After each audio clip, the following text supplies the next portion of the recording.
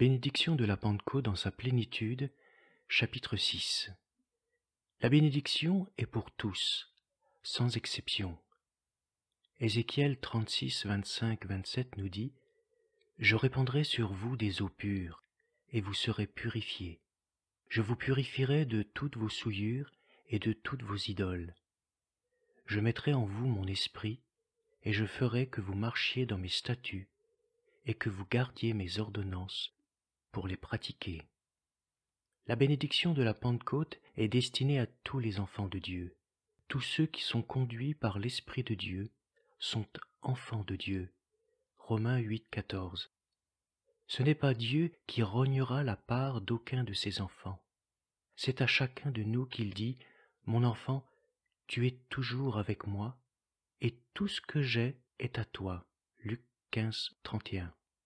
Christ ne se partage pas. Qui le reçoit dans sa plénitude. Dans la pensée de Dieu, tout chrétien doit donc être rempli de l'Esprit. Jusqu'ici, nous nous sommes adressés particulièrement aux croyants déjà éclairés et plus ou moins familiers avec ce sujet. Mais il se peut que certains de nos auditeurs n'en soient pas encore arrivés là. Nous voudrions leur exposer la façon la plus simple de ce qu'ils ont à faire pour vivre une vie chrétienne normale. Dans le sentiment de tout ce qui leur manque, il peut leur sembler qu'ils n'arriveront à être remplis de l'Esprit qu'après de longs et pénibles efforts, qu'ils prennent alors courage, se rappelant la promesse divine « Moi, l'Éternel, je hâterai ces choses en leur temps » Ésaïe 60, 22.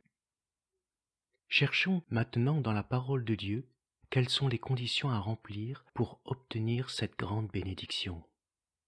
Il faut d'abord comme une nouvelle révélation de la présence du péché par le Saint-Esprit et de son caractère haïssable, de sorte qu'on en ait horreur, qu'on le confesse et le délaisse. Dans le passage d'Ézéchiel cité ci-dessus, Dieu commence par promettre « Je vous purifierai », avant d'ajouter « Je mettrai en vous mon esprit ». On nettoie toujours un vase avant d'y verser un liquide précieux. Vous avez sans doute, lors de votre conversion, tourné résolument le dos au péché, mais d'une façon plutôt extérieure et superficielle. Nous pourrions rajouter que c'était plutôt la crainte des conséquences du péché que la haine du péché lui-même. Vos efforts pour en triompher se sont montrés impuissants. Vous n'aviez pas les notions précises à propos de la sanctification. Pour vous débarrasser de tout vieux levain, il s'agit d'abord de le découvrir. Ne prétendez pas en savoir assez sur votre état spirituel, vous allez vous leurrer. Prenez le temps de vous recueillir et n'ayez pas peur d'accompagner le Seigneur au fond de votre conscience. Est-ce qu'un cœur où règne l'orgueil, la recherche de soi-même, la mondanité, la volonté propre et l'impureté pourraient recevoir la plénitude de l'esprit? Examinez votre vie de famille. Que pensent les autres de votre humeur? Que disent vos voisins? N'aperçoit-on chez vous ni souci, ni aigreur, rien qui ne froisse le cœur et la conscience? Que vaut votre religion? Quels fruits porte-t-elle? Votre culte est-il en esprit et en vérité? Que pensent de vous tous ceux qui ont affaire avec vous? Votre piété leur fait-elle envie? Pensez à ce que Dieu est en droit d'attendre de vous. Si vous êtes obligé de reconnaître les déficits de votre vie chrétienne, n'essayez pas d'en prendre votre parti en déduisant que vous n'êtes pas pire que beaucoup d'autres. Dites-vous au contraire qu'une transformation radicale est possible et nécessaire, qu'il vous faut arriver à être délivré de tous les péchés qui vous tiennent asservis. Ne dites pas que c'est impossible, apportez-les à Dieu. Comme votre montre, lorsqu'elle ne marche plus bien, remettez votre âme malade entre les mains du divin horloger. Celui qui a formé votre cœur sait comment le remettre à neuf. Sa promesse est certaine. Je vous purifierai de toutes vos souillures. Il ne l'aurait pas promis s'il n'avait pas été certain de pouvoir le faire. Ce qu'il faut absolument, c'est qu'entre vous et le Seigneur, il y ait comme un acte précis, un pacte clair et précis. Confession sincère de votre péché, cultivez le désir d'abandonner complètement tout ce qui est mondain et douteux, et attendre humblement, confiant, jusqu'à ce que Dieu vous ait donné l'assurance qu'il a pris en main votre cœur et votre vie, et qu'il vous accorde pleinement sa victoire. Vous aurez alors comme une nouvelle révélation de ce que Christ est et de ce qu'il veut être pour vous. La foi en Jésus est d'abord légère au moment de la conversion. Il faut avoir fait l'humiliante expérience du pouvoir tyrannique du péché pour être à même d'apprendre à connaître la puissance victorieuse du Sauveur. C'est à ceux qui désirent de tout leur cœur être affranchis du péché que Dieu révèle le grand libérateur. Quand vous en serez là, bien que la chair demeure toujours en vous avec ses inclinaisons mauvaises, Dieu vous montrera comment le Seigneur Jésus, par sa seule présence, tiendra en échec le pouvoir dominateur de la chair, de sorte que vous ne serez plus asservis par elle. Ainsi, par Jésus-Christ, Dieu vous purifiera de toute iniquité, en sorte que vous pourrez marcher devant lui, jour après jour, avec un cœur pur. Oui, 1 Jean 3,5 nous dit que Jésus-Christ est venu ôter le péché, non seulement la condamnation du péché, mais le péché lui-même. Il lui a arraché son pouvoir dominateur, et dans la mesure où vous laissez Christ exercer en vous sa puissance rédemptrice, le péché n'aura aucun pouvoir sur vous, aucun attrait pour vous. Vous saurez ce que c'est que d'être plus que vainqueur par celui qui vous a aimé. Romains 8, 37. Et qu'avez-vous à faire pour en arriver là? Rien qu'une chose qui peut se faire à l'instant même. Ouvrir la porte de votre cœur à Jésus et l'accueillir comme votre Seigneur et votre Roi d'une manière définitive. Qu'une maison ait été close pendant 20 années, il suffit d'ouvrir les portes et les fenêtres pour que la lumière y pénètre aussitôt. Il suffit de même d'un instant pour inonder de joyeuse et triomphante clarté un pauvre cœur enténébré depuis des années, parce qu'il ignorait la puissance libératrice de Jésus, ou ne savait pas lui abandonner le soin de le rendre vainqueur. Il s'agit d'un acte de foi et d'une attitude de foi persévérante. Quand la lumière entre à flot par les portes et fenêtres enfin ouvertes, on s'aperçoit aussitôt à quel point la maison était pleine de poussière et de toutes sortes d'impuretés. Tout n'est pas d'emblée parfait dans un cœur qui reçoit Christ, mais la foi croit qu'il tiendra parole et achèvera son œuvre. Au lieu de se troubler et de s'agiter, elle se repose tranquillement sur lui. Ce qui a été commencé par la foi ne peut s'achever que par la foi. Il faut se dire « Je demeure en Jésus, il demeure en moi, je le sais, et je sais qu'il déploiera sa puissance en moi pour me rendre vainqueur. » Souvenez-vous, il a suffi d'un mot de Jésus pour guérir les lépreux. Mais ce ne fut qu'en chemin qu'ils s'aperçurent que leur guérison était réelle. Alors que rien n'ébranle votre foi, elle ne sera pas déçue. Il nous faut bien comprendre que lorsqu'on remplit les conditions nécessaires, Dieu ne manque pas d'accomplir sa promesse. Il avait dit d'abord « Je vous purifierai ».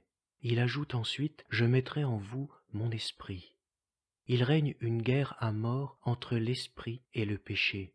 Si l'esprit déploie si peu de puissance dans l'Église ou dans votre vie, c'est qu'on y tolère trop de péchés ou d'attitudes mondaines. On ne croit pas assez au pouvoir purificateur de Christ. Mais partout où on le laisse accomplir à fond son œuvre de purification, il peut aussi remplir le cœur de son esprit de vie et de sainteté. Mentionnons encore 2 points qu'il ne faut pas perdre de vue. C'est d'abord que la plénitude de l'esprit peut être accordée sans aucun signe apparent qui rappelle la Pentecôte. L'Éternel est souvent un Dieu qui se cache. Ésaïe 45, 15.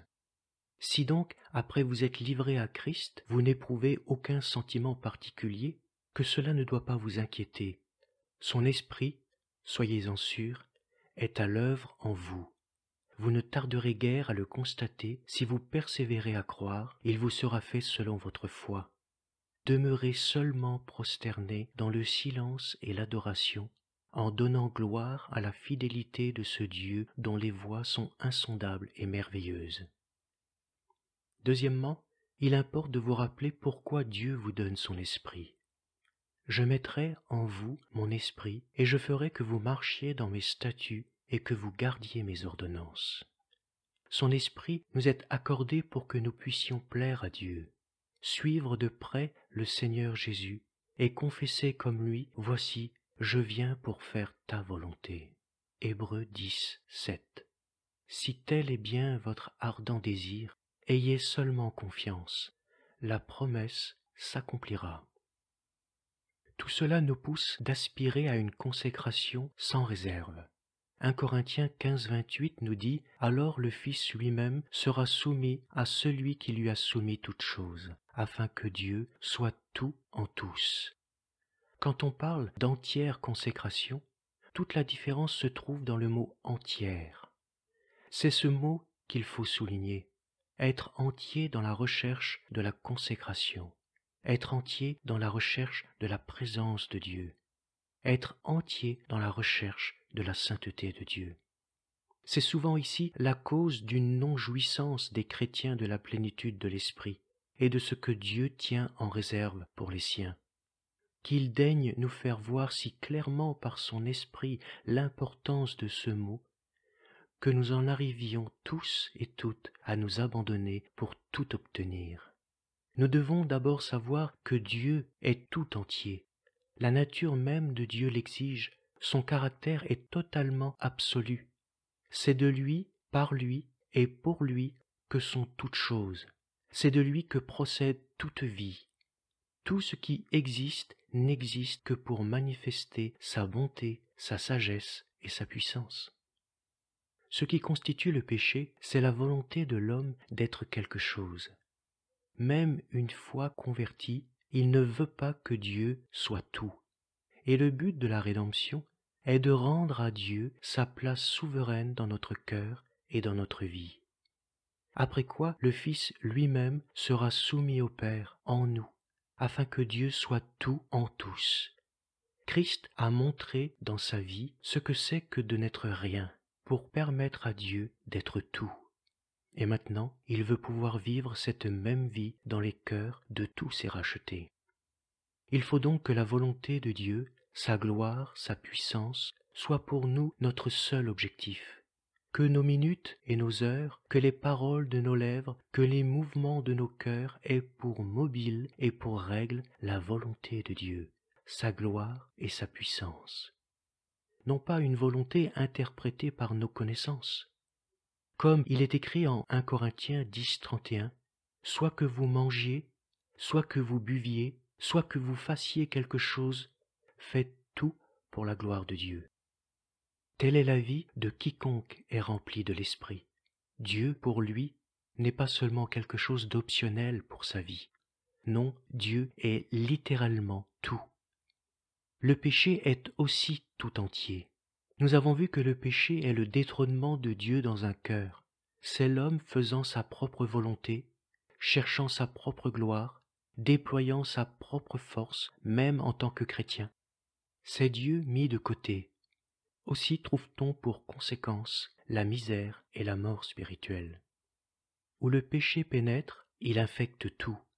De même que Dieu était tout pour l'homme avant la chute, le péché est devenu tout pour l'homme tombé. Il pénètre tout son être, tous ses sens. Il règne partout et endommage tout par le fait que la vieille nature est désormais sur le trône. Pour se convertir réellement, il faut bien en avoir conscience.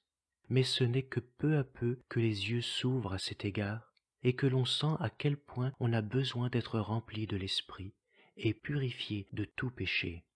On découvre alors que tout est comme imprégné de péché. La volonté, les facultés, le cœur, seule la toute-puissance de Dieu pourra, par le Saint-Esprit, remettre de l'ordre dans la créature déchue, misérablement impuissante et incapable de bien faire. Une fois que les yeux se sont ouverts, on s'aperçoit qu'en effet, le monde entier est sous la puissance du malin. 1 Jean 5, 19. Puisque le moi est partout sur le trône, que Dieu soit tout en tous, et le péché tout entier sera expulsé. Christ aussi est tout entier. Le Fils est la révélation du Père, de la plénitude même de Dieu, de sorte que les richesses de Christ sont aussi inépuisables que celles de Dieu. C'est en Christ que Dieu est venu sur la terre pour en finir avec le péché tout entier et pour reprendre dans le cœur de l'homme sa place tout entière. C'est de là la nécessité de connaître le Christ d'une manière tout entière. Savoir que nous lui devons l'expiation et le pardon de nos péchés, c'est ne le connaître encore que partiellement. Dieu nous a donné en lui tout ce dont nous avons besoin, la vie et toute grâce. C'est précisément le secret de la vraie sanctification que de connaître Christ avec toutes ses richesses et avec son désir d'être tout pour nous et en nous. Et c'est aussi la condition de la plénitude de l'Esprit. Alors proclamez avec une joyeuse assurance que Dieu vous a tout donné en Christ, et qu'en conséquence vous lui abandonnez votre être tout entier et votre péché tout entier, sans aucune restriction. Qu'il soit tout et qu'il ait tout, et qu'il puisse vous remplir tout entier de lui-même. Il y a aussi l'entier sacrifice de tout, qui est de tout quitter, tout vendre, renoncer à tout. Ainsi retentissait l'enseignement du Seigneur qui n'a pas changé aujourd'hui. S'il est tout, il a le droit de tout avoir. C'est le malheur d'une quantité de chrétiens de ne pas croire que Christ soit tout et qu'il désire tout. Aussi n'ont-ils pas l'idée de tout lui donner. Mais il faut tout lui donner parce que tout est sous le pouvoir du péché et qu'il ne peut purifier que ce que nous lui avons abandonné. Même ce qui semble légitime ou innocent se trouve entaché d'égoïsme. Tout ne sera sanctifié qu'entre les mains de Christ. Ce sont les lacunes dans la consécration de beaucoup de chrétiens qui expliquent l'impuissance de leur prière et le manque de puissance vis-à-vis des ténèbres. Si l'on n'abandonne pas tout, c'est qu'on ne connaît pas encore Christ tout entier. Mais n'ayons pas peur de lui livrer toute notre vie. Nous apprendrons ainsi à le connaître et son grand amour se dévoilera à nos regards émerveillés. L'Esprit Saint, lui aussi, est tout entier.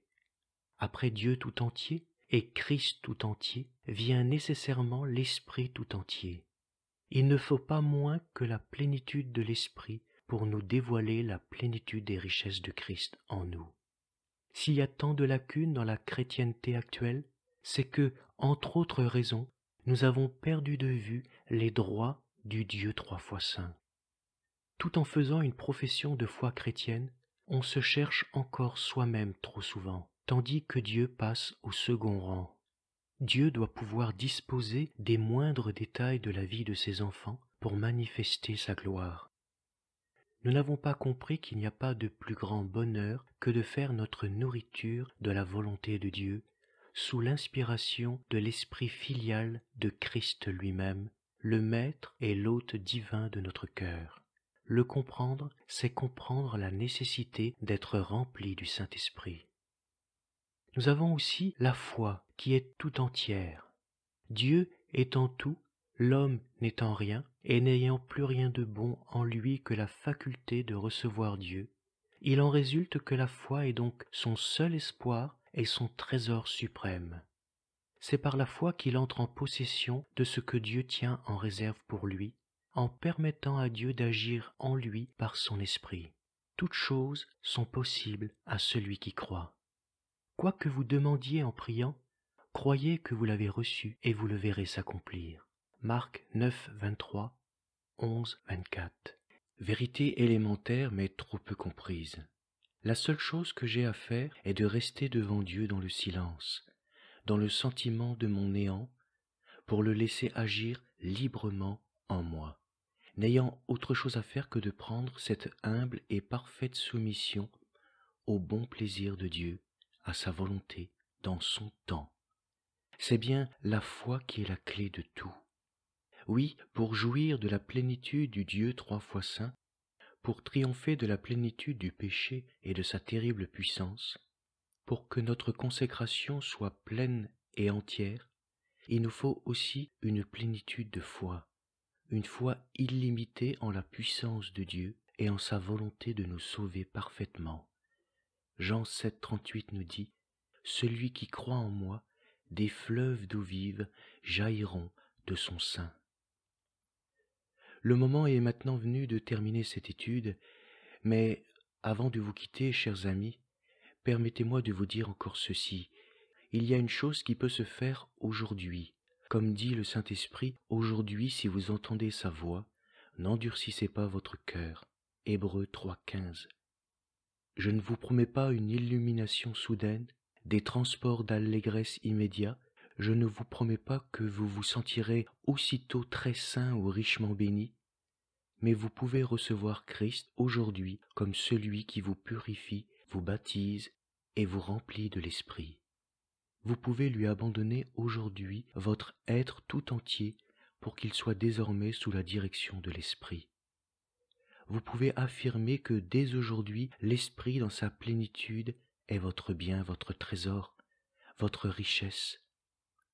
Vous pouvez commencer dès aujourd'hui une vie de foi en affirmant avec une plénitude de conviction que Christ est en vous et qu'il est à l'œuvre par son Esprit et de le confesser journellement.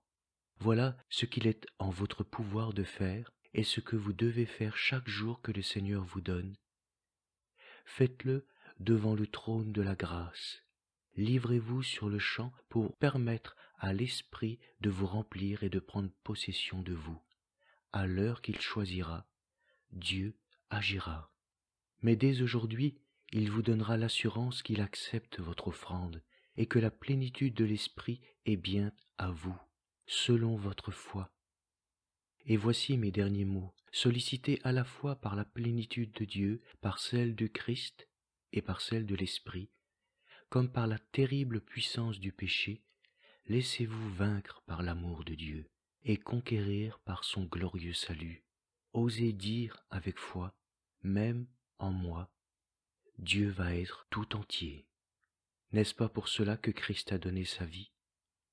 À vous de donner aussi la vôtre, et Dieu vous remplira aussi de toute la bénédiction de la Pentecôte. Amen.